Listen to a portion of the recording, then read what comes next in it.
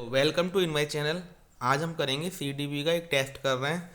तो ये मॉडरेट से हाई लेवल का होगा थोड़ा, तो आपको बताना है आपके कितने नंबर आते हैं। ठीक है, तो शुरू करते हैं। पहला क्वेश्चन, प्रतिपालन अधिगम का एक विशिष्ट चरण है जो अधिगम के डैश चरण का पूर्ववर्ती है। तो आपको बताना है इसका सही आंसर क्या होगा। प्रतिपालन अधिगम का एक विशिष्ट चरण है जो अधिगम के चरण का पूर्ववर्ती है। अभिप्रेरण, आत्मनिर्भरता, सामान्यकरण, अधिग्रहण।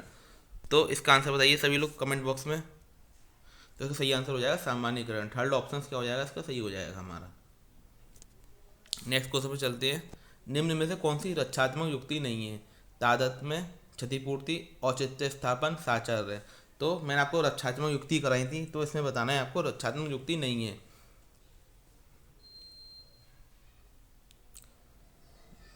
तादात्म्य, क्षतिपूर्ति, औचित्य स्थापन, सहचार्य। तो इसका सही आंसर क्या हो जाएगा, सहचार्य। क्या हो जाएगा, सहचार्य इसका सही आंसर हो जाएगा। फोर्थ ऑप्शन क्या हो जाएगा, बिल्कुल सही हो जाएगा।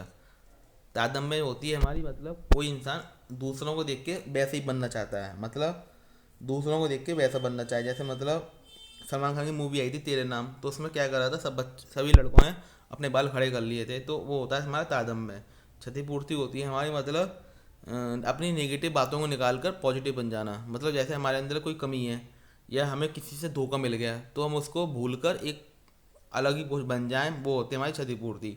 औचित्य स्थापन क्या होता है, औचित्य स्थापन होता है मतलब हम कभी फेल हो जाएं तो झूठे बहाने बनाना। जैसे मान लीजिए आप सी टेट में नंबर कम आए आपके, तो आप क्या बहाने लगाते हैं, पेपर आउट ऑफ कंट्रोल था, आउट ऑफ सिलेबस था, या सही से पढ़ाई नहीं करी, या सही से पढ़ नहीं पाया।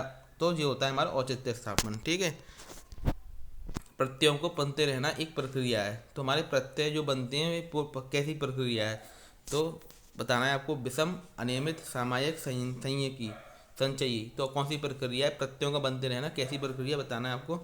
तो सही आंसर हो जाएगा संचयी। क्या हो जाएगा सही आंसर, संचयी हो जाएगा। मतलब हमारे माइंड में जो प्रत्यय बनते रहते हैं, तो क्या हो जाते हैं, वो एकदम इकट्ठा हो जाते हैं। क्या हो जाते हैं, इकट्ठा हो जाते हैं माइंड में, संचय संचय हो जाते हैं। तो आंसर क्या हो जाएगा, सही हो जाएगा संचयी प्रक्रिया। ठीक है, ब्याजे के सिद्धांत के अनुसार बच्चे निम्न में से किसके द्वारा सीखते हैं। देखो, याद करना गलत हो जाए, नेगेटिव वर्ड याद करना। पुरस्कार, नेगेटिव वर्ड ये भी अपने आप में गलत हो गया।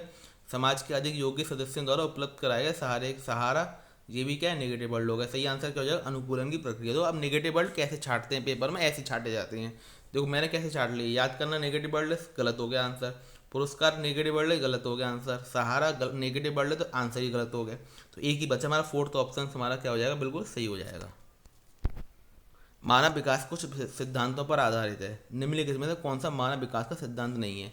अनुक्रमिकता, सामान्य से विशिष्ट, प्रतिवर्ती, निरंतरता। तो आपको बताना है मानव विकास इसमें से कौन सा सिद्धांत नहीं है। तो अनुक्रमिकता तो होती है हमारी सिद्धांत, सामान्य से विशिष्ट भी होता है, निरंतरता भी होती है, प्रतिवर्ती नहीं होती। थर्ड ऑप्शन क्या हो जाएगा, बिल्कुल सही हो जाएगा इसका। नेक्स्ट क्वेश्चन में चलते हैं। नेक्स्ट क्वेश्चन, अधिकांश व्यक्तियों की बुद्धि औसत होती है, बहुत कम लोग प्रतिभा संपन्न होते हैं और बहुत कम व्यक्ति मंदबुद्धि के होते हैं। यह कथन किस प्रतिस्थापित सिद्धांत पर आधारित है। तो बुद्धि और जाति विभिन्नता है, जाति विभिन्नता हमेशा गलत होता है आंसर। लैंगिक विभिन्नता है, बिल्कुल गलत होगा। इन दोनों में से कोई बचा। ठीक है, बुद्धि की वितरण और बुद्धि की वृद्धि।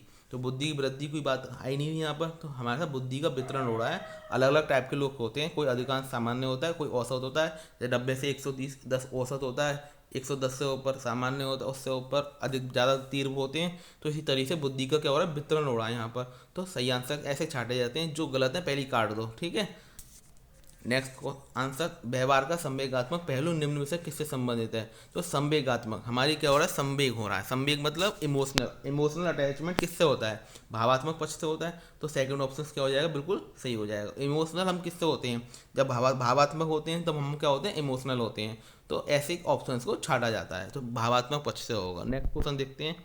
बेंडूरो का कथन है कि बच्चे प्रतिक्रियाएं प्रतिमानीकरण द्वारा सीखते हैं, जिसको कहा भी जाता है। तो बेंडूरो ने क्या दिया था, सामाजिक विकास का सिद्धांत दिया था, जिससे हम निरीक्षणात्मक अधिगम भी क्या कहते हैं, क्या कहते हैं, निरीक्षणात्मक अधिगम भी कहते हैं। तो थर्ड ऑप्शन क्या हो जाएगा, बिल्कुल सही हो जाएगा इसका। ज्ञान के एक बड़े असमर्थ भाग को प्रस्तुत करना।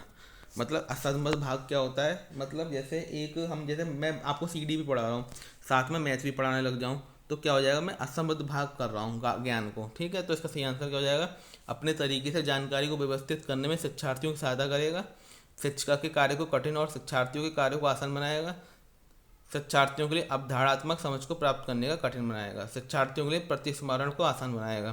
तो अगर मैं दो दो सब्जेक्ट एक साथ पढ़ाऊंगा तो क्या होगा, तो मेरे लिए अवधारणात्मक समझ को प्राप्त करने के लिए कठिन कठिन ही बन जाएगी चीज़। थर्ड ऑप्शन क्या हो जाएगा, बिल्कुल सही हो जाएगा।